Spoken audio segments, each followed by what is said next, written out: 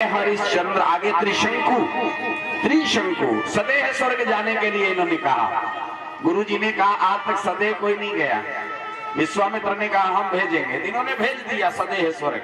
और जब स्वर्ग में पहुंचे तो देवताओं ने इनको धक्का लगा के नीचे गिरा दिया। और जब ये गिर रहे थे तो इनको बीच में रोक दिया विश्वामित्र जी ने।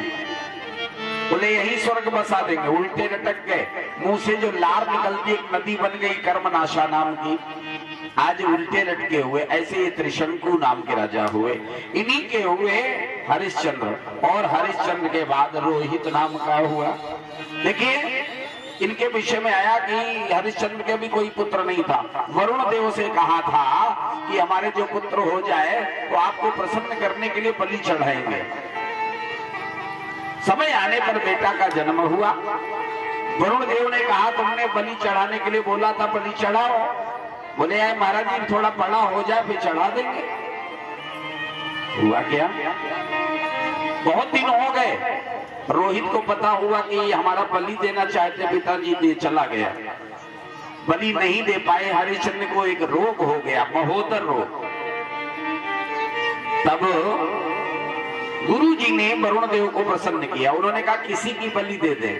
एक ब्राह्मण बालक को खरीदा गया। अजीर गर्त में एक ब्राह्मण रहते थे, गरीब ब्राह्मण थे, शूना शेप नाम था। उनके ब्राह्मण के बालक को मोल खरीदा गया। तो लेने के लिए गए तो पिताजी ने कहा बड़ा वाला हम नहीं देंगे, माताजी ने कहा छोटा वाला हम नहीं देंगे। तो बीच वाला जो बेटा था वो दे दिया गया। और जिस समय लाए गए पूजा होने लगी, तलवार चलने वाली है गर्दन पे, बलि दी जानी है। पूछा गया भैया तुम्हारी अंतिम इच्छा क्या है बताओ। तो जानते हो क्या कहा, हमारा संसार में कोई नहीं, जब माता पिता ने ही हमें छोड़ दिया तो बताओ क्या है। लेकिन बोले नहीं पता कोई इच्छा। तो जानते हो क्या कहा, मुझे मामा विश्वामित्र जी से मिलना है। मामा कहा, विश्वामित्र ने कहा तूने मुझे मामा कहा है, आज से तू मेरा बेटा हो गया, मैं तुम्हारी रक्षा करूंगा। उन्होंने बचाया उसको बलिदान होने से और राजा को महोदर रोग से मुक्ति दिलाई। आज महाराज जी विश्वामित्र ने अपने पुत्रों से कहा कि आज से ये तुम्हारा भाई है। आधे पुत्रों ने कहा कि हम भाई मानते हैं, लेकिन आधे पुत्रों ने कहा नहीं मानते। तो उन्होंने श्राप दे दिया अपने पुत्रों को, जाओ म्लेच्छ हो जाओ। इसीलिए माता पिता के मरने पर या तो बड़ा बेटा करे या छोटा करे। बीच वाला जो होता है ना, कहते हैं ये मामा के वंश का, मामा के गोत्र का माना जाता है। इसलिए आज महाराज जी ऐसे महोदर रोग से इनको मुक्ति मिली। आगे चल करके हारी तो हुए, फिर इसी वंश में सगर हुए, 100 अश्वमेध यज्ञ किए। और सगर के पुत्रों ने पृथ्वी को खोद कर सागर बनाया। और महाराज जी कपिल ऋषि के श्राप से, क्रोधाग्नि से सगर के पुत्र भस्म हो गए। सगर की दूसरी पत्नी से असमंजस नाम का बेटा हुआ था। असमंजस जी जाए गए, घोड़ा लाए, यज्ञ कराया। उसके बाद असमंजस के बेटा हुए अंशुमान। अंशुमान के पुत्र हुए दिलीप। राजा दिलीप ने अपने पुरखों के उद्धार के लिए पूछा, बोले गंगा जी पृथ्वी पे आ जाए तो उद्धार हो जाएगा। तो गंगा जी को लाने के लिए तपस्या करी, नहीं ला पाए। इन्हीं के बेटा हुए भगीरथ। भगीरथ जी ने गंगा जी को प्रसन्न कर लिया। गंगा जी ने कहा पृथ्वी पे चलने को हम तैयार हैं, परंतु हमारे वेग को कौन रोकेगा, और यदि वेग न रोक पाया तो हम रसातल चली जाएंगे। तब भगवान शंकर को प्रसन्न किया।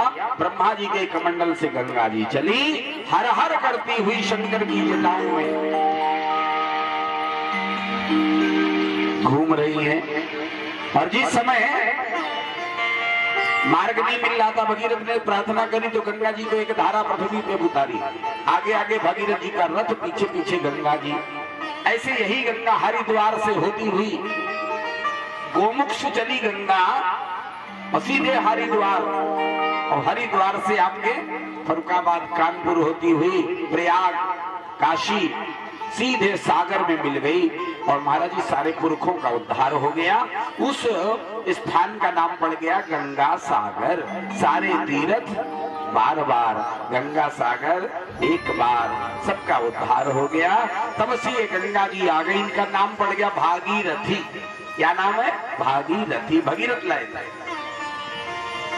आज महाराज जी इसी वंश में आगे चल करके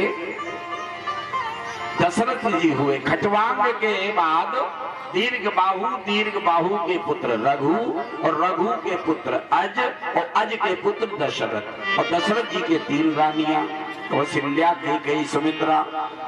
लेकिन बहुत समय हो चुका है, इनके घर में कोई बेटा नहीं। तो बाबा जी ने कहा, एक बार महाराज जी को बड़ी ग्लानि हुई।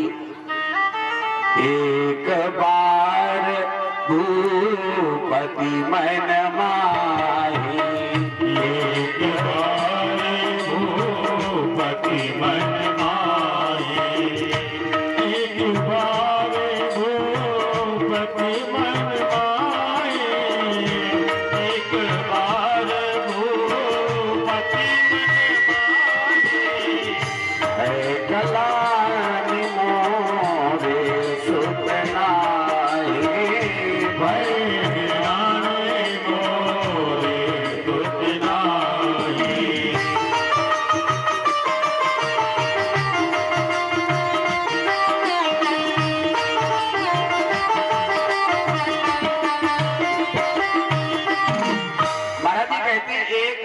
भूपति मन माही, ओ भय गलानि मोरे सुत नाहि। एक ही बार गलानी क्यों हुई? कथा आती है कि महाराज जी दशरथ जी बड़े सत्य प्रतिज्ञ धर्मनिष्ठ राजा।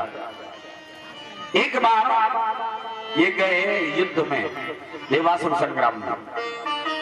वहां पर कैकेयी जी साथ में थी, और महाराज जी शनि लोक में युद्ध चल रहा था। तो ये राक्षस के द्वारा, दानों के द्वारा इनको उठा के रथ समेत फेंका गया। और जब ये गिर रहे थे तो अचेत हो गए। उसी समय कैकेयी जी ने पुकार लगाई, और जब पुकार लगाई तो गीधराज जटायु ने इनको अपने पंखों पे बैठा करके नीचे उतार दिया। और जब होश में आए तो इन्होंने कहा, मैं तो युद्ध कर रहा था, यहाँ कैसे आ गया? उन्होंने कहा, ये तो इनकी कृपा है जो बच गए, दानों के द्वारा फेंक दिया गया था। तब दशरथ जी बोले, महाराज आपने बहुत बड़ा हम पे कर्जा चढ़ाया है, ऋण चढ़ाया, कुछ मांग लो। उसने कहा, हमें क्या चाहिए महाराज, हम तो पक्षी ठहरे, हमें कुछ नहीं चाहिए। नहीं, मांगना तो पड़ेगा। तो जानते क्या मांगा? अपने ज्येष्ठ पुत्र के द्वारा मेरा अंतिम संस्कार करवा देना बस महाराज, यदि आप मुझे देना ही चाहते। तो इन्होंने कह दिया ऐसे ही होगा, लेकिन बाद में आता है हमारे तो एक भी पुत्र नहीं है, और ये कह रहा ज्येष्ठ पुत्र से करा देना संस्कार। बहुत ग्लानि हुई। उसी समय दशरथ जी महाराज गुरुदेव के पास गए। गुरु ग्रह गयौ तुरत महिपाला, चरण लागी करी विनय विशाला। आज महाराज जी गुरु के पास पहुंचे, गुरुदेव को सारा हाल सुनाया। गुरुदेव ने कहा, ताराहु तीर हुई है सुत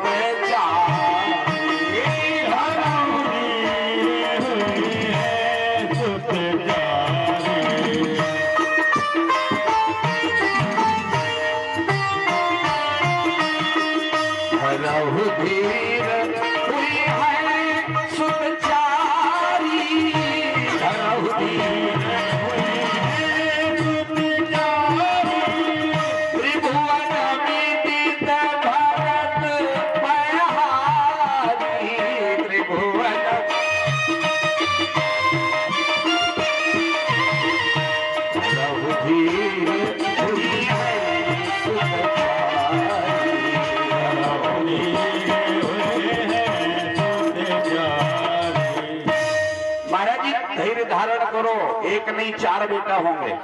कैसे होंगे? यज्ञ करना होगा, पुत्रेष्टि यज्ञ। और इसके लिए आचार्य किसको बनाया जाए? श्रृंगी ऋषि।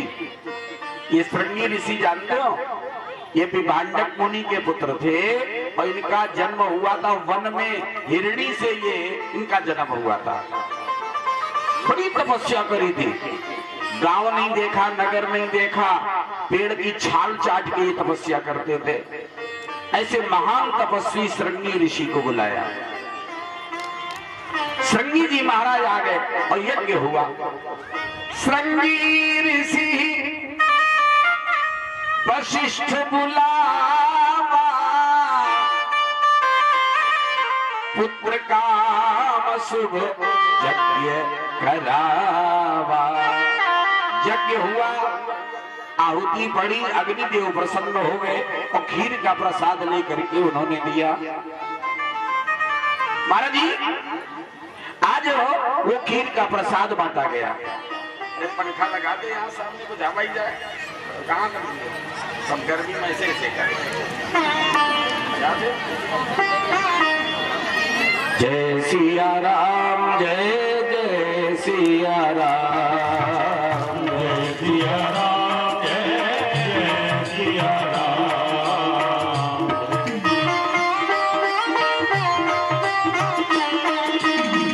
जय सिया राम, जय जय सिया राम। जय सिया राम, जय जय सिया राम, जय सिया राम, जय जय सिया राम। जय सिया राम, जय जय सिया राम, जय सिया राम, जय जय सिया राम।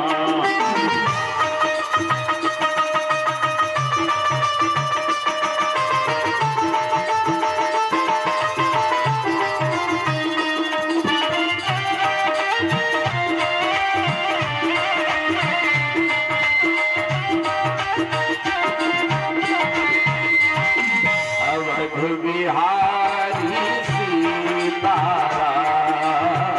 अवध बिहारी सीताराम।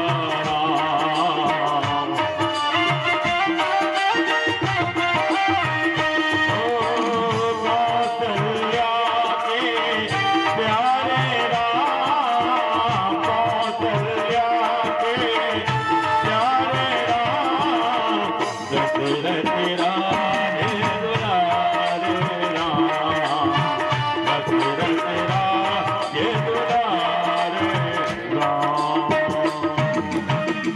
बोले राघवेंद्र सरकार की जय। तो आज महाराज जी प्रसाद बांटा गया। कैसे? अर्ध भाग कौशल्य ही दीना, आधा कौशल्या जी को और आधा बचा।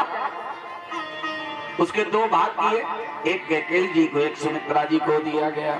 अब यहाँ एक कथा और आती है। सुमित्रा जी प्रसाद लिए खड़ी थी, इतने में एक चील आई, उसने पैर से झपट के लेके चली गई।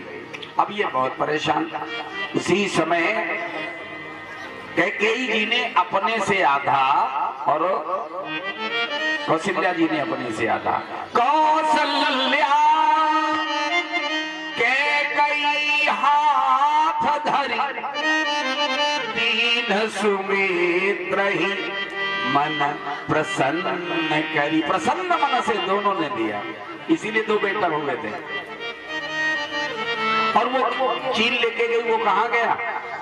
हनुमान जी की माता जी तपस्या कर रही थी, उनके हाथों में गिरा।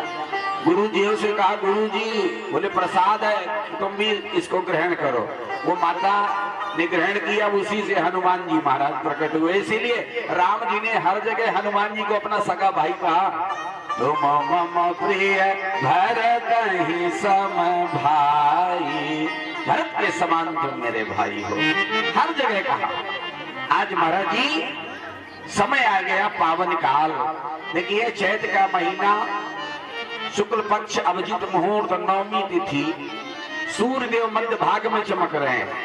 न गर्मी है न सर्दी है, पावन काल। सूर्य नारायण एक महीने से डटे हैं, भगवान के आगमन की प्रतीक्षा में पावन काल है। भगवान प्रकट हो रहे। देखिए कितना सुंदर वातावरण। भय प्रकट कृपाला दीन दयाला, कौशल्या हर्षित मातारी, मन मनहारी, अद्भुत रूप विचारी।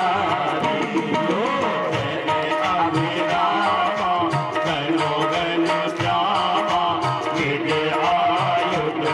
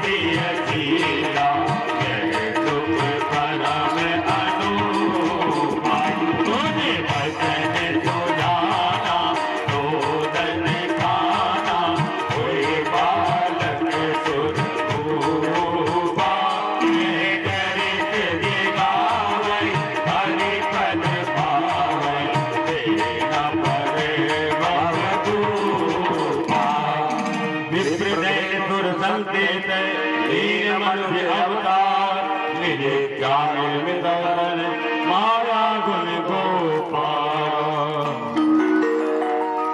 सियावर रामचंद्र की जय। आज महाराज जी बड़े प्रेम के साथ में कहते हैं कि भगवान राम जी का प्राकट्य हुआ है, अंश कलाओं के सहित भगवान पधारे हैं। आज जैसे ही दशरथ जी को